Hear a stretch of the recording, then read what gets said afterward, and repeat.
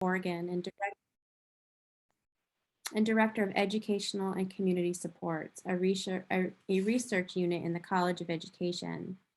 His current research focuses on implementation and sustainability of school-based interventions, reducing racial discipline disparities, and integrated academic and behavior support.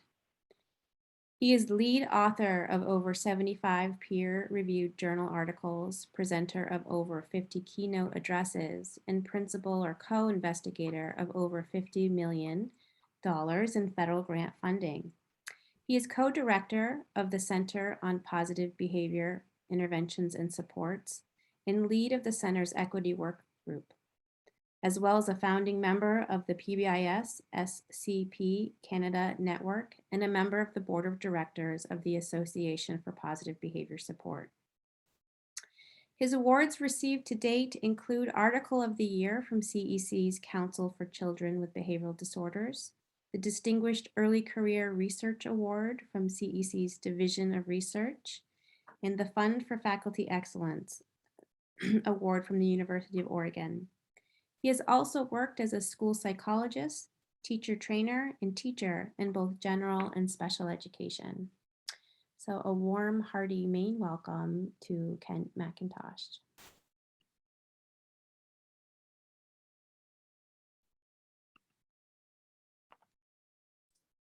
Morning, everybody. Can you hear me all right? Let's see if you know. It's fantastic. Oh, it's great. You know, it's always funny when you see a picture of yourself up on the screen and you're wearing the same shirt that you're wearing now. So I guess I have good reliability or something like that. I could have timed it differently.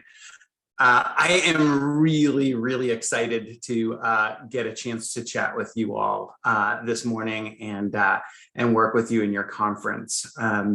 And so, yeah, without any further ado, I'm going to go ahead and go because I probably have more slides than I need. I did see something about are the slides available, and I will make them available to you shortly. I don't remember if I had already. But even though I'm participating remotely, I do feel like I'm kind of back in Maine. I lived in Maine before the turn of the century and still had lots of time there to remember back by. I used to work for an organization called Outward Bound and was up in Bethel and then over in Greenville Junction, if you've heard of any of those places. Here's actually a picture of me on the Penobscot River out there. And then here's a picture of me up in the mountains looking very brooding, probably trying to figure out how I can pass off all that Canadian quarters into US dollars. But maybe my claim to fame in Maine is actually that I was part of the team that built the world's tallest snowman. That's Angus the snowman right over there in Bethel, Maine. A lot of people made that, but I was one of a very small group. It turns out that record, as the Guinness World Record, the record has actually been broken, but it was broken by the same people in the same town. So you still hold the record in your state for the world's largest snow woman now. All right, so skipping all of that out here, I do want to start for me, I know, acknowledging that where I am at the University of Oregon is located on Kalapuya Ilihi, which is the traditional indigenous homeland of the Kalapuya peoples. Following treaties between 1851 and 1855, the Kalapuya peoples were forcibly removed from their indigenous homeland by the United States government and moved to the Coast Reservation in Western Oregon. Today, descendants of the Kalapuya are primarily members of the Confederated Tribes of the Siletz Indians and Confederated Tribes of the Grand Ronde and continue to make important contributions to Oregon and also to the world. And you are very welcome if you would like to. Oh, look at that. A bunch of people who are Outward Bounders. Wonderful. Now I actually can see that. I would encourage you, if you know your place where you are, the native land that you're on right now, feel free to share that in the chat as well. All right. I also want to thank the organizing committee. It has been great and easy to connect with the group. Really, really good people. And you just have a really nice feel for community, which is wonderful. I want to thank co-authors in the work, and I want to thank participants in the sustainability work that I'm going to be sharing with you today. And I also want to thank the equity work group of the Center on PBIS.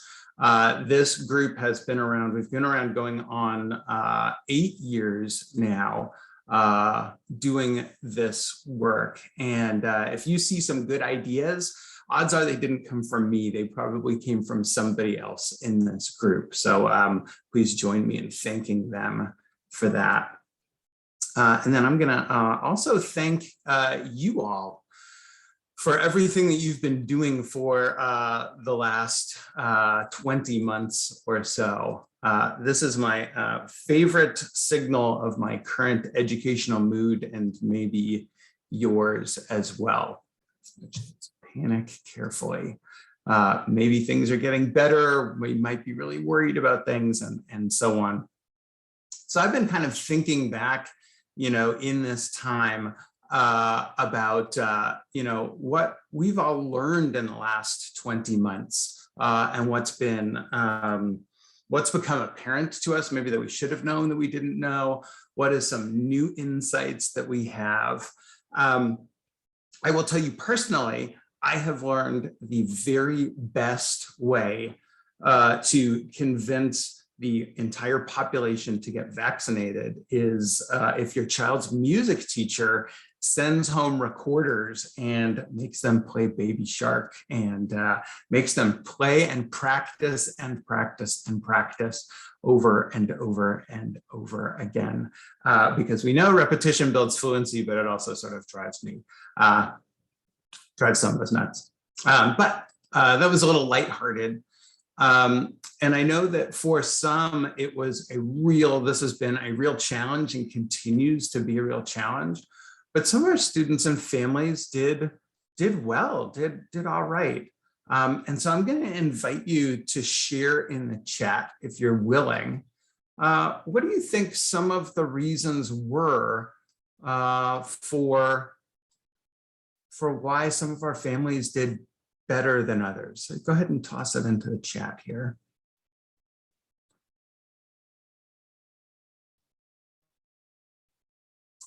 Jessica, resources, Peter, access to supports. Yeah, reduce social anxiety, introverted, oh my gosh, getting all sorts of great stuff. It may be greater family connections, more family time. I love that. Some with more, maybe being able to choose when, to be able to sort of repick schedule and so on. Yeah, for me, I know, we used to go when we were out of school, we would go on a hike every single day, just go out, either out on the trails around us or through the neighborhoods. And it was a really neat way to have PE and be there. And we all needed a break from a gazillion Zooms. Nice. All right. Thank you for that. And keep adding to the chat. It's really, really useful for me to see. Then obviously, some schools did better than others. So what do you think maybe made the difference for those schools?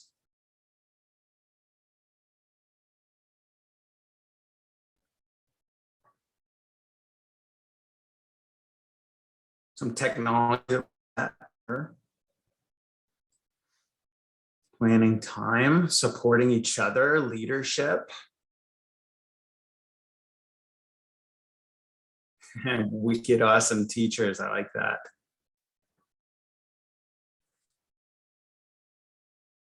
Time building relationships, understanding the situation. Giving each other grace, supportive administrators. I'm gonna take some of that, what you just provided here, and I'm gonna expand it just a little bit and start thinking about that idea of wicked awesome teachers. as you're saying. I know my Maine accent is a little weak these days. We really do have superhero teachers. I'm married to a superhero teacher. We have a lot to lean on for people who do amazing work in and day out. And, you know, when I think about that, we all can't be superheroes 24 hours a day. What is it that we need, even though we can be superheroes and it's wonderful and our kids absolutely need them? What are the systems that we can put into place to support superheroes being superheroes and not totally burning out? So that's why we're going to talk about the systems that can help us all be superheroes, give each other breaks, help lift each other up, help collaborate, and help connect with families, and think about how we make those family connections that were strong over the last 20 months and have those continue. So here's what I want to cover in the time that I have with you. I'm going to talk about this idea of sustainability, which can be a distinct challenge right now. I'm sure a lot of you are sort of feeling that. I want to talk about a specific focus, a deliberate focus on equity can actually help with sustainability. And I want to share some strategies within these sort of core practices of PBIS. And some of those you know really, really well, like baby shark on the back of your hand. Some of you might be a little bit new to it, so I'll do just a little bit of a description so you've got that. So first I'm going to talk about this idea of sustainability. So question for the audience, and you don't actually have to answer this in chat if you don't want to, but do you have a deep understanding of the scientific principles of sustainability of systems change, organizational management, and so on? I am willing to bet that a lot of you, Tracy, Gina, Michael, Carly, are saying no. I am going to actually try to convince you otherwise, okay? How many of you have a bad habit? Now we have yes. How many of you also have a good habit? So here's the thing that I think about this. Yes, yeah, absolutely. So we have this idea that sustainability is this really scary, different idea that is really, really complicated. But in reality, sustainability works as the same. All it is doing the same thing, but continuing to do it and having it be richer over time or be able to adapt to changes over time. So we all have experiences with sustainability. And if you have worked with students, if you have worked with yourselves, if you have worked with your colleagues on behavior support, learning a new habit, and so on, then you already have at least a little bit of expertise in sustainability. So I want to kind of demystify it for you. So I'll lay out here this definition of sustainability. It is a super nerdy word, or a super nerdy definition of a super complicated word. I'm not going to say that this is the best one, but it was the one that I copied and pasted from something else. But the way that we think about this is it's durable. It's got a few parts in it. Durable implementation of a practice at a level of fidelity that continues to produce valued outcomes. Okay, so I'm going to say that again because there's a few parts, right? Level of fidelity of implementation and valued outcomes. So I'm going to talk about those two in particular. So fidelity of implementation. For some of you, you know it really well. For some, you say, that's not, I think I know it. I think I heard about this thing called the TFI or something like that. So I'm going to tell a little bit of the story of this. Because of your safety protocols, I have not gotten on a bunch of planes to come see you all. But usually when I do, and I've only been on a handful of planes for the last 20 months, but when I get on the plane, first thing I do not look and see if the overhead bins are already full on the right. I'm gonna have to check my bag. First thing I do is I look to the left and I look into the cockpit of the plane.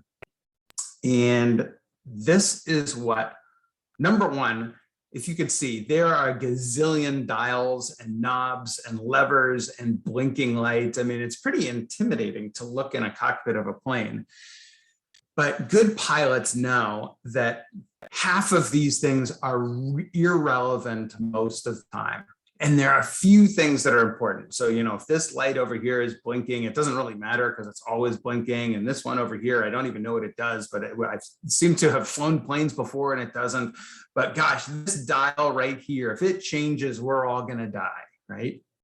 So what she is doing is she's taking this really, really complex task, and she is completing what is called a pre-flight checklist. So she is actually going through what are the most important parts to keep all of us on this airplane community safe. And she's going through them one by one. She's taking this complex system and drilling it down, distilling it down to the essentials that are there. All right, and that's really important. So let me give you an example. A couple of years ago, there was a flight, this is in India, where almost immediately after takeoff, people started bleeding out of their noses, bleeding out of their ears. And if you don't know anything about physiology, that's bad, right? The oxygen masks dropped. And here's what they found, right? They had to do an emergency landing and come right back. Guess what? When you're in a high humidity situation or at high altitude, there's this little trick you can do where you can actually divert the pressure in the cabin over the wings, and it gives you a little bit more lift. But if you do that, you have to turn that off as soon as you take off so that the cabin will get pressurized. And guess what? They did not do that, okay? So that's why this is really important. I'm going to show you another picture. Here is a team. They are sitting around. This is a school PBIS team, which is also a school leadership team. So they don't have a separate team for doing this. And they are sitting around and they are completing a tool that you just heard about or know about called the Tiered Fidelity Inventory. And the Tiered Fidelity Inventory is like that pre-flight checklist to make sure that we're doing all of the things that are going to help us be safe. Argue, and we could see how people think about this. So I'm going to argue what they're doing right now, right here in this room, is actually more complex than flying a plane. There is a lot of moving parts. There is a lot to do. There's so many different pieces. And that's why they need that pre-flight checklist, a fidelity of implementation. So that's my sort of anecdotal description. But then my nerdy description of it is, it's the extent to which the critical features of PBIS are implemented as intended, meaning that we're putting more of the stuff that makes PBIS PBIS. So what are the reasons why we assess it if you don't know this already? Well, number one, if you have identified an evidence-based practice that you want to implement, then without a doubt, the more of it you put in, the better your outcomes are going to be. But number two, and this is even more important, is it tells you this is where we are and this is our next step to do even better. And that's why it's really important. The goal is not to get some mythical, 70%, and then we all feel great. We high five each other and we go home. The goal is actually to see how well we're doing and what is that next point of focus so that we can do even better. And fidelity of implementation is really important. So this is some research from a nationwide survey from a couple of years ago. And what you can see here is 100% of districts in this survey reported using PBIS, but only 57% of teachers reported that they used it frequently or very frequently.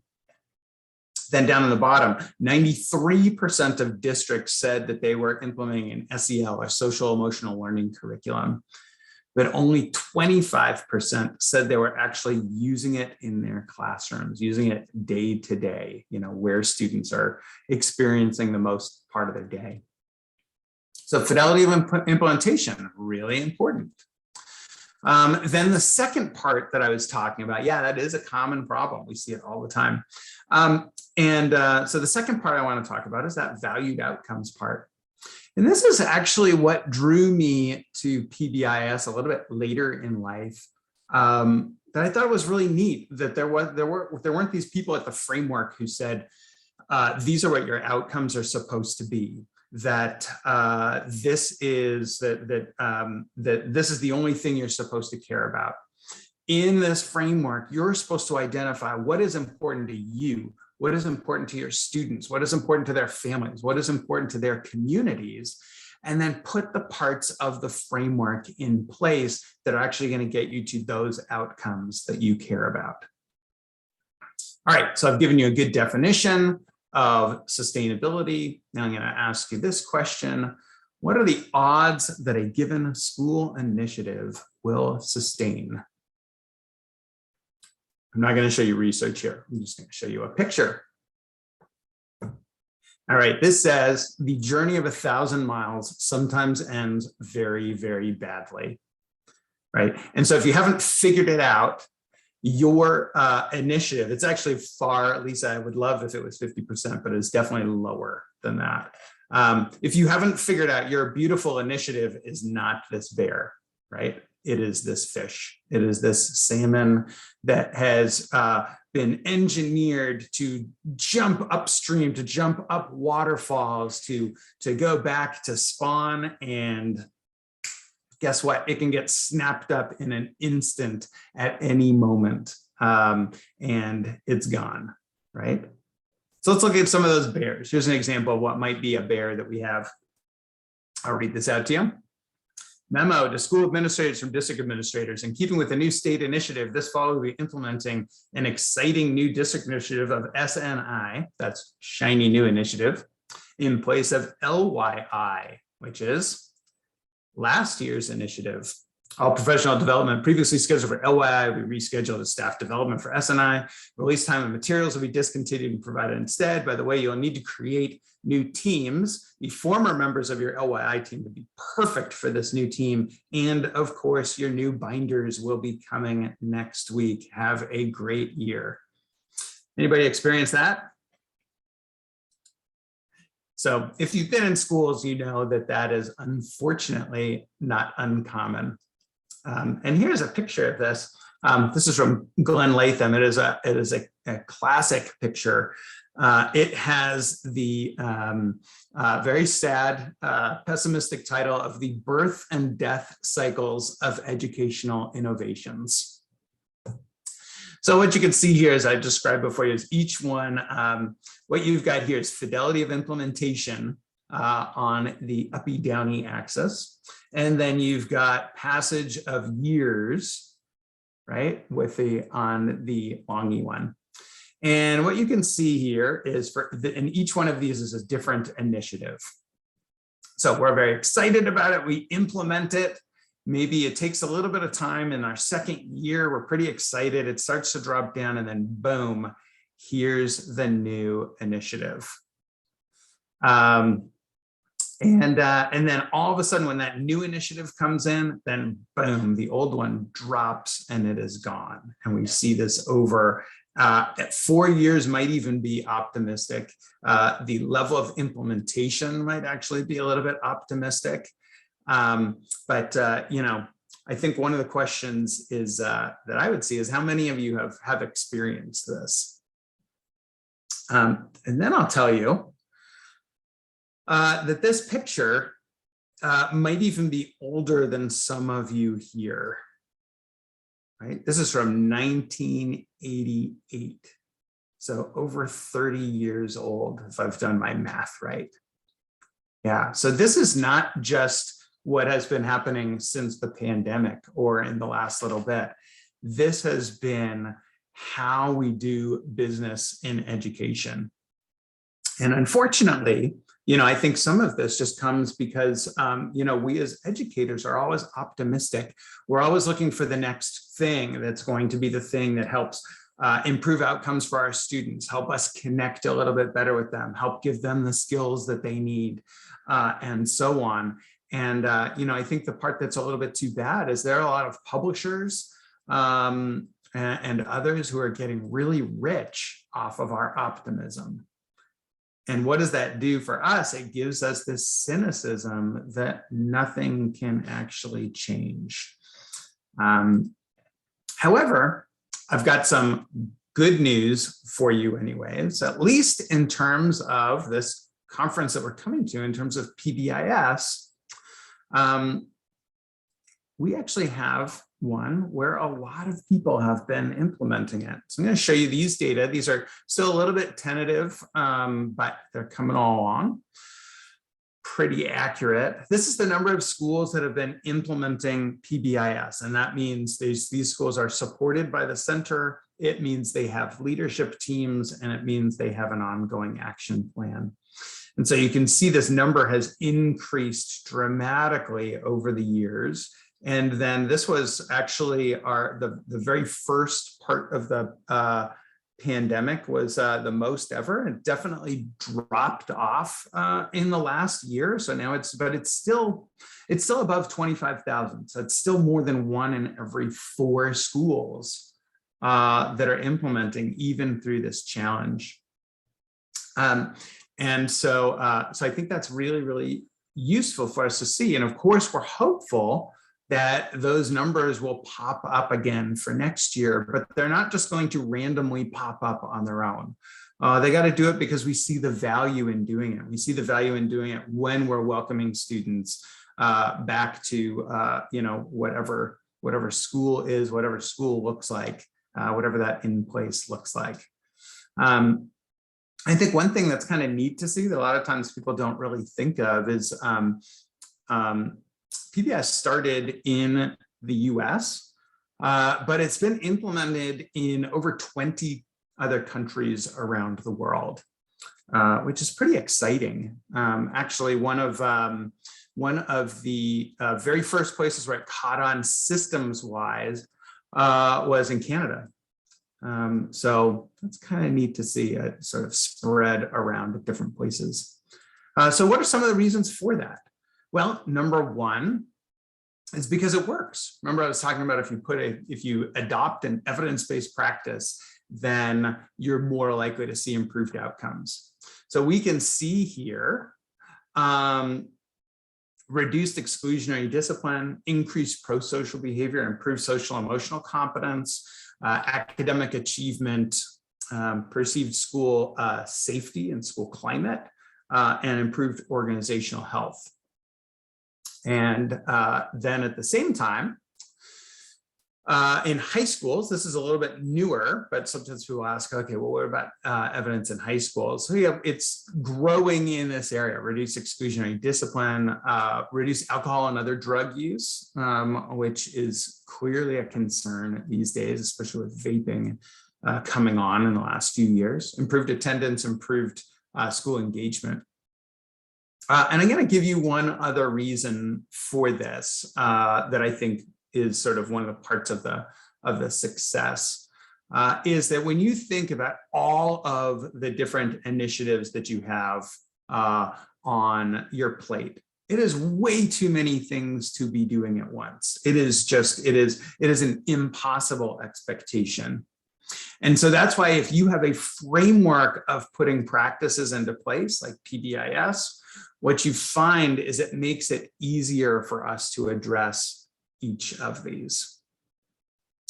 But when you start thinking about, I said earlier, you can't expect those improved outcomes. You have to implement well to do it. But I'll ask you another thing too, and I love this quotation. This is Dr. Pedro Noguera, who is the Dean of the School of Education at University of Southern California. And he says, if you ran a hospital, but were only known for serving people who are healthy, well, then you wouldn't be a very good hospital. And I think of that a lot in terms of education, right? Are we only supporting the ones who are coming in who are ready for school? Are we only supporting the ones who we have a closer connection to, and so on? So this is something that's been really kind of near and dear to my heart. And it's going to be where we tack some of this info over. These are some of the more recent federal data looking at who gets excluded from school and who doesn't. So these are national data, and this is what's called the out-of-school suspension risk index, which is simply a nerdy way of saying % of students who have been suspended at least once during the school year. So what you can see here is, I'm going to ask you to do a little bit of looking and seeing if you can see some patterns here. What this says is on the left side, 5%. So 1 out of every 20 students has been suspended out of school at least once during this school year. But then you can see it's not even all the way across. So looking at the screen, some of you might be squinting. Which group is most exposed to out of school suspension?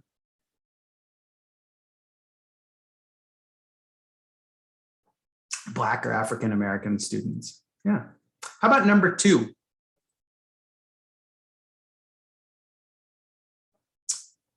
Yeah, students with disabilities. And Andrea, your question about, and forgive me if I'm pronouncing your name wrong, what kind of disability? This is all students who have IEPs. And what you can see here, if you wouldn't mind guessing, what do you think the suspension risk index is for Black students with disabilities? It's big. It would go straight off of the top of this chart. The numbers are really, really staggering. So in secondary schools, 1 in 5 school districts in the country suspended more than half of their Black secondary students with disabilities. 1 in 5 suspended more than half. That is a lot, and that's really scary. So that gets us to asking this question. How inviting are our schools for every student, right? You are at a conference learning about how to engineer a school culture that is positive, right? That improves students' outcomes. And this question right here, take a look, you can see if you can figure it out. Today's the National Day of Welcome, I see. So we see, welcome, home of the dogs. That's what we say we want. And then here, no dogs. That's maybe our policies that are in there. So one of the questions, I'm just going to answer this one here, in the shift from suspensions. Do you think it's related to the focus on PBIS practices or the mindsets of administrators? Obviously, we can't, it's pretty hard to see nationally what that looks like. But one thing that is really interesting that we have found nationwide with our data, if you look at disproportionality in school discipline, there is more disproportionality in the act of sending a student to the office, of issuing an office discipline referral, than there is suspending a student after they've been sent to the office. So kind of an interesting little thing. And I'm happy to talk about that a little bit later when we have some Q&A time. So I want us to think about that. And then I want us to think about a little bit about sustainability as well. And I know that when you look at those, if that's new to you, then I'm sorry for introducing a little bit of discomfort, but it's great to get used to being uncomfortable. But if you believe that this is really important, that we want to make sure that school is fair, that all students are welcome, not just most students are welcome, then one of the things that we need to do is do something about it, right? So our most common trap that we fall into is that we create some new program that needs new teams, that needs all of our professional development for the year, and then just becomes one more of those blue circles on the table for us to do and drop. And I'm going to argue to you that there are easier and better ways of doing this. And equity in school discipline is a perfect example of ways that we can incorporate that into a framework like PBIS. So I'm going to share that with you here. So you might be familiar with the circles. If you've been to any kind of PBIS training, it's been changed a little bit over the years. But what you can see here is this circle. This was actually the last circle added, this big one that says valued outcomes are the most important part of the work that we do. And then there are these interlocking circles of systems, data, and practices that all work together to get to those outcomes. So another, you'll have seen, some of us have been using this, but now we have this on our center as well, equity at the center of the work that we do. And we can think about equity broadly as well. It's not always about racial equity in school discipline, but that is usually where our data is telling us that we have the most inequities. But equity is not its own other circle. Equity actually fits in with each of the other circles. And that's what I want to be able to describe to you. This is not us just slapping a word on a logo and assuming, patting ourselves on the back and assuming that that's how it works. So in terms of outcomes, when we have this equity lens that we're looking at, or this equity mindset, we want to ensure that we have high expectations for each and every student. And what that means is that we reject any notion of structural barriers to get in the way of that goal of high expectations for students. When we look at data, we want to make sure to disaggregate any of the data that we look at for decision making by student group to see not just if every overall people are doing better, but that each student group is doing better. And we might think about that by race or ethnicity. We might think about that by disability status and so on. And then we think about practices. We want to make sure the practices we put in place are adaptable so that they can meet the needs and values of our students and families and their communities. And then in terms of systems, and that's what I'm going to try to focus on with you here. And that is that we put equity-focused PD so that we can support each other in doing this work. And I love, some of you have some really long questions in the chat, and I'm hopefully we'll be able to go back to those in about half an hour and really dive into them. So I love that you're asking those in there. Thank you. So this is nice. It's a cute picture. You just saw lots of animation on there, but does it actually work? Like, let's be data driven. So the great news is we have, over the last few years, a ton of research coming out, some of it case studies and some of it rigorous research showing that this approach can increase equity in school discipline. So I'll show you a couple pictures of one. This is elementary schools in Wisconsin implementing PBIS and a school-wide early literacy model. So they're doing academic and behavior MTSS. And this is, 29-10 was the year that they started, all right, their baseline year. And then a few years later, after going through the entire training, and the number that you're seeing here is that same one, that out of school suspension risk index, % of students. So if we were to look at this, we look at the red line, we say, wow, okay, almost 11% of students were suspending almost 11% of students. And then over time that dropped down to 4%. But I think the thing that's really neat to see is if you look for Black or African-American students, 16% down to 6%. So not only is it decreasing, but it's actually narrowing the gap. And Allison, I think that's a really important thing to be able to describe. We don't need to decrease the discipline gap or the achievement gap or the opportunity gap or the engagement gap by making things worse for everybody. If we do something really well with the focus on equity, it should help all students in addition to the ones we want to support.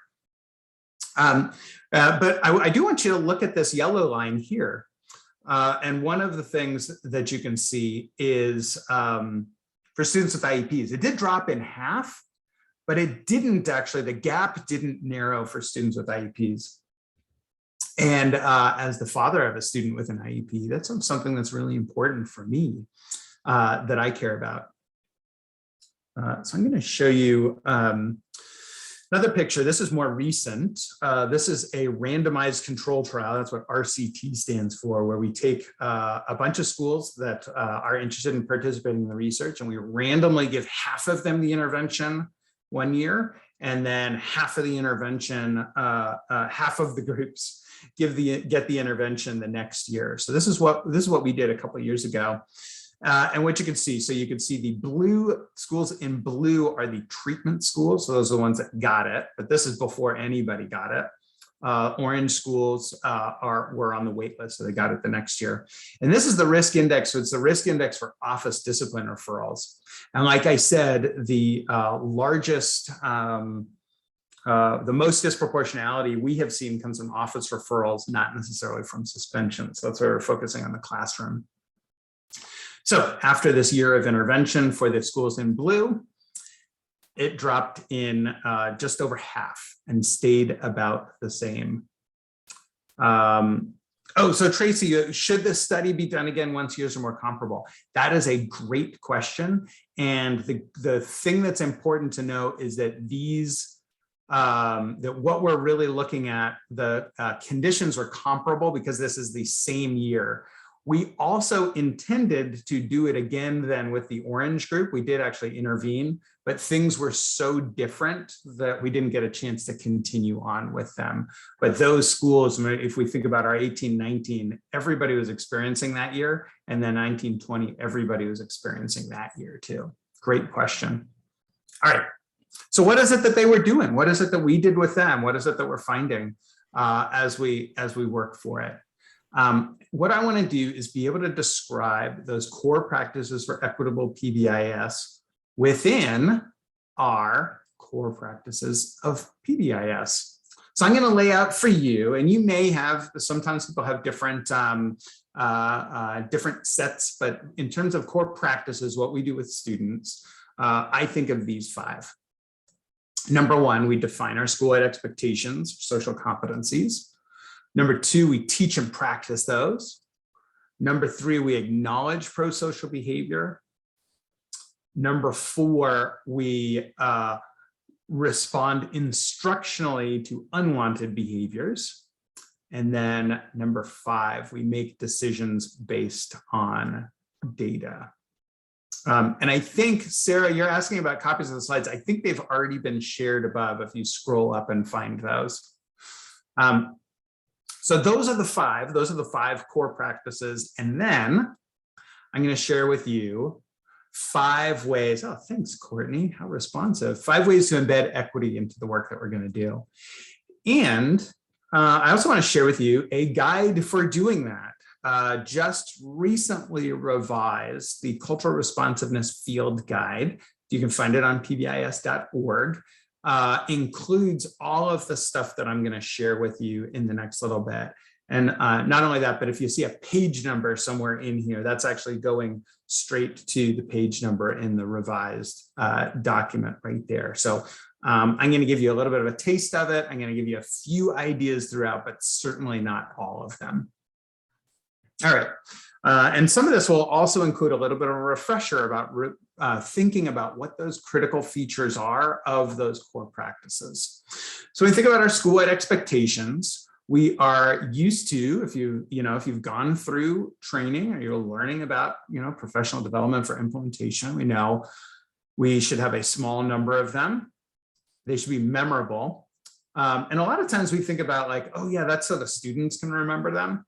Maybe it's actually really so that we as the adults can remember them, right? That it's easier for us to use them in our day-to-day interactions. We're able to label the behavior that's happening based on these values that we have. They should be broad, so they should be covering just about anything that we want, and they should be positively stated. So I'll give you a little example of this. This is a campground that my family, we used to go to every summer, although with wildfires, we have not been able to go lately, but each year, as if you might guess, it's in fire country. And so one year they had this big sign that went up in goldenrod and it said, "No fireworks."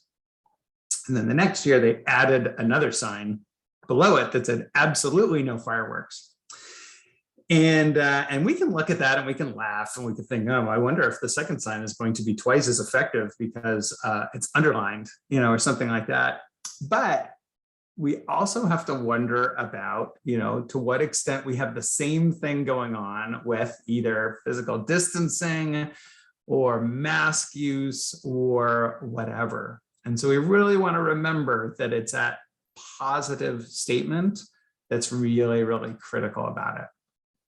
So the ways that these work is they become part of the fabric of our school's language, right? They become the anchors of our social, emotional, behavioral curriculum.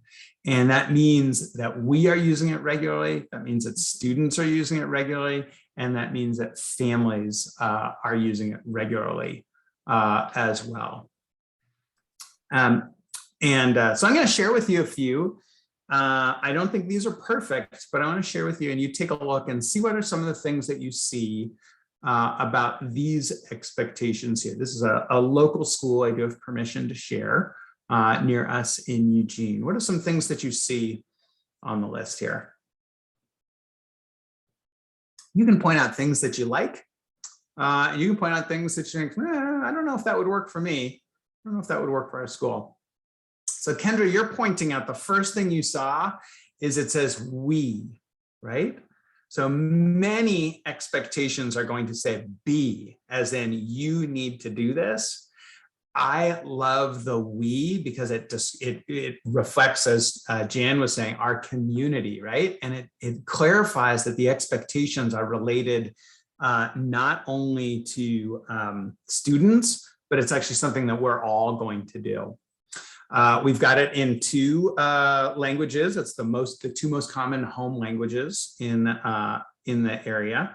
It's realistic, right? It fits all of those, it ticks the boxes, right? So we've got small number, they're positively stated, it's simple, concise, we have some imagery with it, we have some smiles, it's multiple languages, of course, I just described that.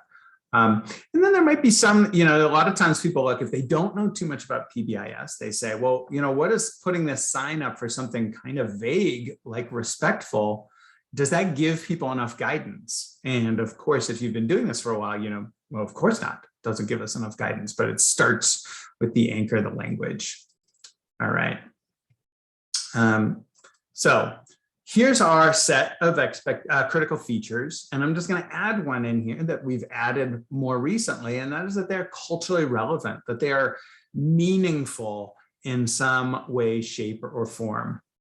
And so the ways to do that is to involve students and families in defining, creating, selecting, revising what those expectations are.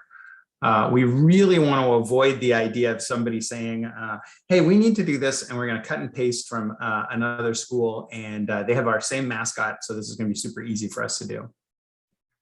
And what I would say is many school teams, so this is not uncommon at all, I think this is the most common way it has happened, is that they come up with their expectations like this. They send 3 or 4 people to a training. They go into the big city, and then those people go into a small windowless room for 2 days, and they come out and they say, behold, these are our expectations, and they are good. And they might be good. Or, if your staff looks a lot like me and that doesn't match what it looks like for our students. If there's that mismatch there, that's something to pay attention to. But I don't really like to be told without being invested in it. So I want us to be really thoughtful about that. And I want us to avoid the idea of saying, you know what, we made these 10 years ago and that's how they've always been. I think that is maybe the worst excuse in education of all time. Here's another set of expectations. I'm not a big fan of, I think, if you think about it, safe, respectful, those are like 2 out of the 3 most common expectations around. Follow directions.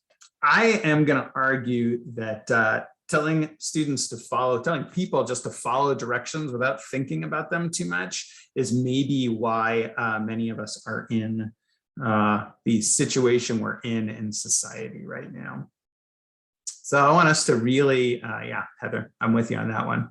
I want you to really be thinking about your expectations and ensure that they are helpful beyond school, right? These should be skills for life that we follow along with. So I'll give you some resources if you want to look and think about that. If you go into the field guide, Appendix D has some sets for doing that. And then if you also want to look, there's a 1-pager that's got details on how to do it, including a voiceover PowerPoint video if you're interested in checking those out. All right, so that was number 1. Going to get into number 2. And that's teach and practice. And of course, we know that sticking our expectations up on the wall is not going to work unless we follow that up with active teaching of that, right? So we want to have a plan as we go into the year. And hopefully you've done this where you've got plans for the start of the year, but then you also have either plans or are ready to go with booster sessions when you find that there are common behavior mistakes that students are making. We want to teach or reteach and move forward with that. Of course, we want to teach those in the place where we want them to be, and we want them to be taught by the people who are going to be interacting with the students regularly then. And so that means as me as a teacher, one of my biggest failures was teaching the recess expectations in my classroom, when if I'd gone 20 feet through that wall, it would have worked a whole lot better. We want to teach the words. We want to teach the actions. We want to teach the distinction between what's okay and what's not, what we desire and what we don't want to see. But we also want to make sure to, we also want to explain the rationale. What's the reason behind it? Because otherwise, students might be missing out. They might just be thinking that this is just compliance or whatever. All right, so that is a random sign I found out there. If you like it, you do. You like it? Okay. So the way that this works is that when we're really clear about it, everybody knows, and then I can sort of take off my security guard hat and I can have my relationship coaching, co-regulating hat. So one of the other things that we want to do is we want to make sure that students can connect the expectations for their behavior across school and home. Okay. And one of our very best tools, I'm going to describe this really, really quickly, is called the personal matrix. And we actually have some great research. Alexandria Robers did an experimental study looking at this. It's been part of a few of our other studies. So this is like one of our very best bets. And what I'm going to do is I'm just going to share it. I could describe it, but I'm really just going to share a picture of it with you.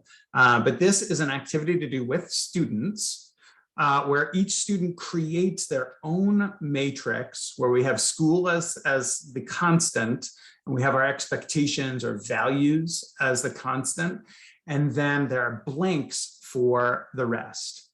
And so it could look like this. If you have expectations in your school of safe, respect, and responsibility, safety, respect, responsibility, if you've reworded them for values instead of expectations, or maybe it's we are, right? You've already decided to make that change. So you get this column that says at school it looks like, And then you can see at home it looks like, and with my friends it looks like. It could be with my friends or it could be in my neighborhood. Either one of those works fine. And then it's blank because students fill it out. It is their personal matrix. And so here's a student who can write in perfect Comic Sans. It's excellent pen personship.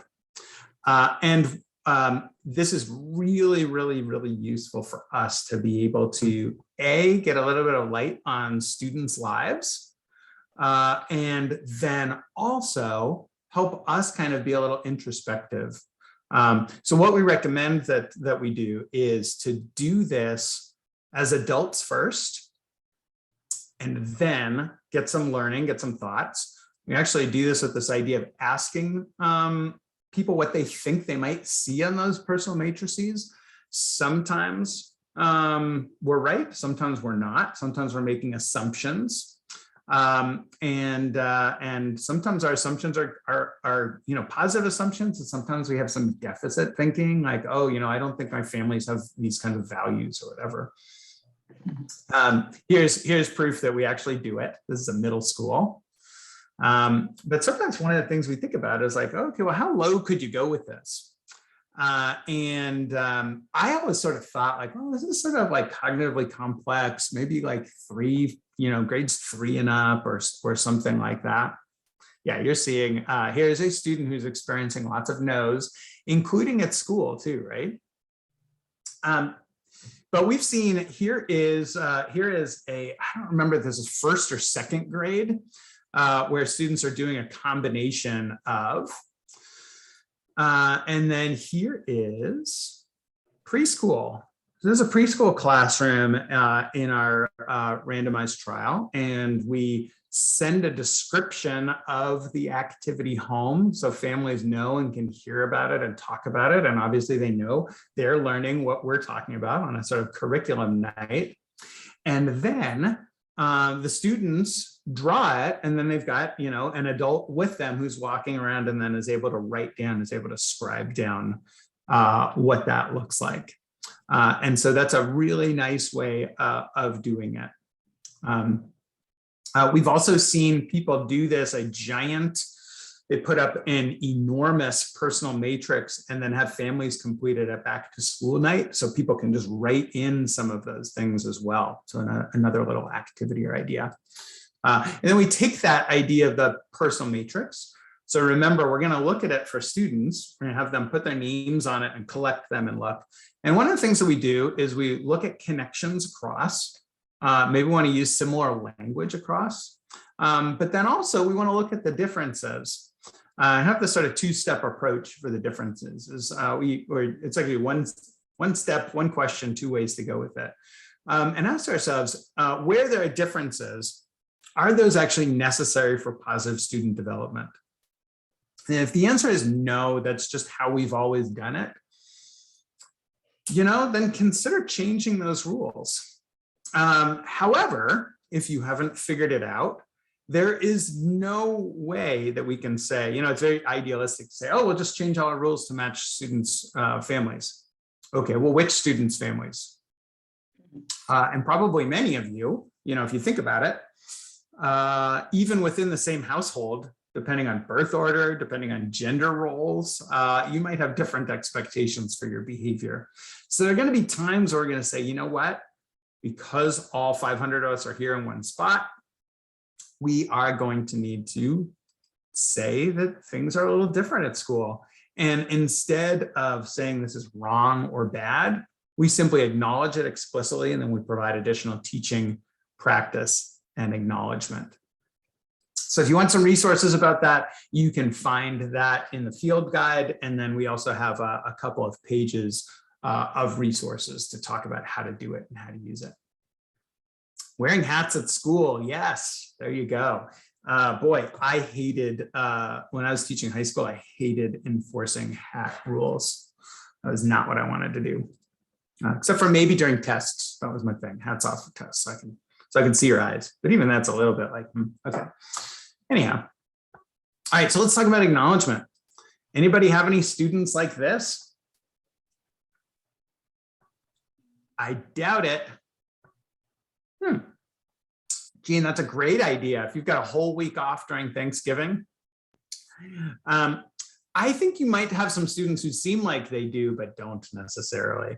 But, I could be wrong because one of the things that we know from principles of science that have been studied for a gazillion years is this idea of this 5-to-1 ratio of positive or neutral to corrective statements. And thank you, Sarah, for clarifying on that one. And actually that 5-to-1 ratio, interestingly enough, it actually comes from relationship research, and couples that have a 5-to-1 ratio are way more likely to actually stay together years later. It's actually the strongest predictor, that ratio. That ratio is there. So one of the things we think about, whatever you feed will grow, right? So I'm going to give you a couple of guidelines here. I'm going to skip past a couple of slides if you're following home with the slides. Talk about a way that we can increase our use of acknowledgement in some way, shape, or form with students. And recognizing that maybe we're not being as even or equitable with our acknowledgements. So we built this app. It's a free app. It's called Be Positive. And I've got a link to it at the end. It just shows up on your phone. If you have looks like this on an Android, but it looks the same on an Apple and so on.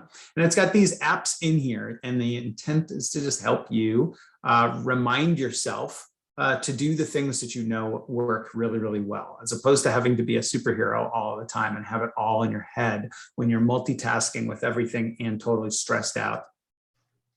So it's got this reminder, and you can click on, it comes preloaded with opportunities to respond in specific praise, because we know those are really important, but you can add anything you want. So maybe there's a student for whom you're struggling with your 5-to-1 ratio and you want to be able to remind yourself to do that. So you can do that. Click, you can make it fixed or variable or random, and then you can check the frequency of it, and it'll buzz you however your phone wants to notify you. So it might be a bing, it might give you a buzz, it'll go through to your watch if you get notifications through your watch, and then you can start it. It'll show this right here. Cool, Kristen, give us a go and see what you think. All right, and then you can also keep track. Right? You can look through this right here, and you can click up, you can click down, and so on. We also have this, there's also some other elements of it that you can look at, but I know I'm going to kind of keep moving forward with it. And then you can look at your data over time, and you can actually click a little button, and you can email the picture and the graph to your friends, to your principal, to your coach, to your coachee, anything like that you can find. So those are the links that you can find. A couple other things, and then we'll get to Q&A. Another thing, and I think this will match up with some of the things that you all were describing. Sometimes students, it looks like they don't like praise because we're not providing the acknowledgement that works for them, that they enjoy. And so I'm a big fan of using what we call praise preference assessments. Some of you might be familiar with like a reinforcer preference assessment. This is specifically for how we tell students that they're doing well. And what you do is it's pretty straightforward. You can see on here, you create and you only add things that you are comfortable doing. And then you have students mark what things they like and what things they don't like. And the beauty is you can look for individual students for whom you're struggling to make connections with or don't have a lot in common with, or student groups who are your data show are being sent to the office the most. And so we got some resources for doing that. So you can click on that there. Then I'm just going to go through a couple more here. In terms of responding instructionally, we always want to assume that punishment does not teach the right way of doing things. So we had this rule, this is not teams on the Kennebec River, but they could have been. But there's a rule when I'm teaching canoeing up in Maine, or when I was, we talk about point positive. You need to point in the direction that you want to go to, not at the obstacles. And there is a psychological component, but there's also a staring at the no. So there's this little activity that I like to do with people where I ask this, and you're welcome to do this in the chat if you want to add in here. Start thinking about what is your most common thing you're telling students or family members to stop doing. And then what is going to be something that you can do to rephrase that to a point positive? So from don't run in the hallway to please walk in the hallway. And then the last thing I want to encourage you to do as well is get rid of any public shaming systems you have in your classroom. Hi, thanks for walking, quiet voices. Most people might be thinking like, oh, I don't have a public shaming system in my classroom. And I hope you don't, and that's good. But I want you to recognize that these clip charts or pocket charts with the colors, they might look like they're PBIS, but they are definitely not PBIS because they violate our basic principles of praise could be public, but our corrections should be private. Oh, look at that. So we're talking about mask use, right? Okay, great. So if you want a resource for that, there is a brief that we wrote specifically for that. And then the last thing on here, I'm just going to give you one more minute of this and then save some time for Q&A. In terms of data for decision making, what we want to be able to do is we want to make sure that we're collecting the right data, and we want to make sure we're using it for decision making, and we want to make sure that we're sharing it, not just within teams, but also back to our whole school staff. So we're going to share back about our TFI results. We're going to share back about our discipline data. We're going to share back about the school climate survey info so that you've got it there. But I also want you to think about expanding what you're doing and thinking about disaggregated data. So disaggregated discipline data, so be able to look at those patterns that I was showing a little bit earlier, see how well it's working for everybody. And then the very last thing I'm going to recommend is to think about how you are going to ask students and families, not about what they think about the school climate, but actually what they think about your school systems. And so we have a tool called the Formative Input Surveys, and we can get you connected to that if you're interested. But it's not about how you perceive the school, but it's how you perceive school-wide expectations, our school acknowledgement system, and what recommendations you have. It's a combination of yes, no, and open-ended. We've got a student one, we've got a staff one, and we have a families one as well. So you can really ask some of this really interesting questions that actually can help you give the next steps for improving your outcomes. All right, so those are my systems. One example for each of those core practices, but if you go to the field guide, you can see some more. And then Karen has been kindly adding the slides in there, so you can see a couple more that I skipped past because I wanted to save some time for Q&A. So I think we've got 9 minutes. And then right after 9 minutes, I have to go put on my rain gear and bike my kids to school. Great. Okay. First come, first serve. Peter, from a PBIS perspective, how do you feel about school-wide recognition, student of the month, et cetera? That is a big thing to unpack. And I'm going to share a few ideas, and I'm going to kind of share like my personal feeling on it, you know, from teaching and so on. Okay. And Katie, you are on deck next. So I think the most important part of school-wide recognition is we are increasing the positive conversations that we have with students about their behavior. They should be celebrations of their successes or their movement towards successes. And I think these school-wide systems that we have are really just reminders for us that to have those positive conversations. And sometimes it's a signal to the student, be like, I know we're not getting along really well right now. I know we don't have the strongest relationship, but if I hold up this ticket, then you know that I'm going to approach with something positive instead of like the alarm bells going off. But I like the smaller sort of help us recognize, help us have really good behavior specific praise or positive descriptive feedback for students. Student of the month, yeah, positive office referrals. I'm not as big of a fan of student of the month if everybody already knows who the student of the month is going to be. I'm not as big of a fan of that. And I am really not a fan of the end of the year activity that you can only go to if you don't have any office referrals, because that's really a punishment strategy. And I know that, you know, if you can, I'll say this, if at the beginning of the year, you already know who all the students of the month are going to be. And at the beginning of the year, you already know who is not going to be going on the field trip at the end of the year. Guess what? It's not working, right? You've already predicted and you're showing that it is ineffective. So that's my big one.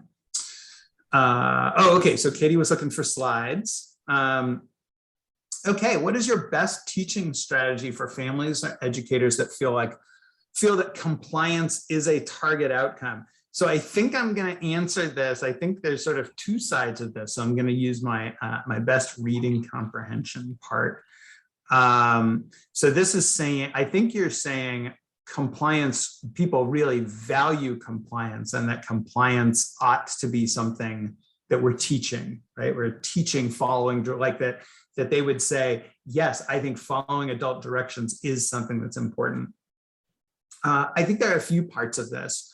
One of the things that I think of, and this is something from doing work in with Indigenous communities in British Columbia, which I hadn't really thought of, but we were seeing a lot of follow adult directions. And I was just sort of wondering about that. And people are saying, yeah, you know, it is actually a cultural value that we listen to our elders when our elders are talking, that we do what's asked of them. And so I was like, oh, wow, you know, that's not my truth, but that might work for you. But for me personally, I feel a little uncomfortable with that because I don't want them to do things because I said to do it. I want them to do things because it's the right way. And my main thing is if we set up our expectations really, really well, like if they're constructed with all of those critical features, compliance is going to be a byproduct of that. Like we don't do PBIS to make our lives easier. We do PBIS to equip students for success in the world. And by doing that, another outcome is there is more compliance and it does make our lives a little bit easier. So I don't think that should be our number one goal, but I think it is I think it is something that happens beneficially from it. All right. Oh, I love this. What is your suggestion for students that do what is expected? Because too often those students are not recognized in PBIS. Lovely question, Laura. I really, really like that. You might be used to or maybe your coach or your coordinator has shared with you this idea of a acknowledgement matrix. An acknowledgement system matrix is fantastic because what you do is you list all the things and then you say, okay, who gives them? What are they for? How frequent are they? Who are they kind of intended for? And so I think for that, one of the things we recognize is these small, frequent, more tangible are the approaches that we use to help shape behavior that's not quite there yet, or not, the students are not using it well enough to get natural reinforcement for it. And so I think one of your points is let's have a system, if you're saying this is something that you value, let's have a system so that students who are always doing things the right way get something. And I think that that's a nice thing for us to be able to do and look at. You know, my daughter got a positive referral in 4th grade, and it is still up on her wall. Like, she just absolutely loves it. And she is not, she hasn't gotten a referral since an office discipline referral since kindergarten, but she still kind of valued it. And so I think you could use either your tickets and just remember that you're usually doing that, or you simply, you might have a different kind. And if you're finding that the student of the month or the student of the year is really, really working well for that outcome of acknowledging students who are always doing things the right way all the time, that's great. I also find that good positive descriptive feedback works really well for students who are already doing it well. Okay, so a few more minutes here. I love all of these comments. Fantastic comment there, Anne. Positive messages home. One of the things that I really like that I think is pretty neat is the idea of teachers saying to students who are doing things really, really well, hey, let's take a second here and let's call your parent, or let's text your parent or a family member. And do you want to do it, or do you want me to do it? And it's really, really quick, but you're bridging that family home connection. And that works really nicely, especially if you don't have the best relationship with that student. I think it's great. All right, so you got some small prizes, positive postcards. I think that's wonderful. All right, do you find PBIS tends to fizzle out by high school? I think it can. And I think that high school, in high school, we really want to think more critically about giving students more voice in the systems. It should feel more student-led. You should, I'm saying lots of shoulds, so yeah. What a great way for me to finish an inspirational keynote. I think it's fantastic for students to be driving the work, for them to be co-creating lessons, for them to be talking about it. And so it becomes this, PBIS becomes this mechanism for student voice in the culture in the school. And I think that is one of the solutions for that. And it becomes less of a teacher directed and much more of a students leading the work in there. All right. Yeah, so there's lots of great thoughts and ideas in the chat. And I'm a huge fan of just looking at seeing the things that we do. And if they're working, let's keep doing them if people value it. And if it's not working, then, let's change it up. But you're absolutely right, Monica. The only thing in terms of like valedictorian and salutatorian, usually everybody already knows who the valedictorian is, and then the person who came in second gets very upset, and everybody else doesn't care because they were not in the running anyways. So that, in my mind, is usually something that is not effective. All right. So I thank you for your time. I wish I was there with you. I wish you the best for this conference day. I know it might not be the conference day that you are used to, but I hope you find ways to connect electronically with this wonderful community of practice that you all have up there. So up in Northern New England. Thanks very much. Good luck with everything. I know that you're going to have some fantastic learning from Sandy Chafulias coming up soon. So do get a chance to talk with her. I think what she's sharing right now and what she's doing in terms of mental health integration is amazing work. All right. Thank you so much, Ken. I know you need to run to pedal your kids to school, but we have a tradition in Maine. We take our keynote presenters to dinner. So somehow, somewhere, we owe you a dinner. But thank you so much. It was really my pleasure. I absolutely enjoyed it. I loved all the chat that you have. I love the enthusiasm. So thank you all. Have a great rest of your day. And happy Thanksgiving if you celebrate. Thank you.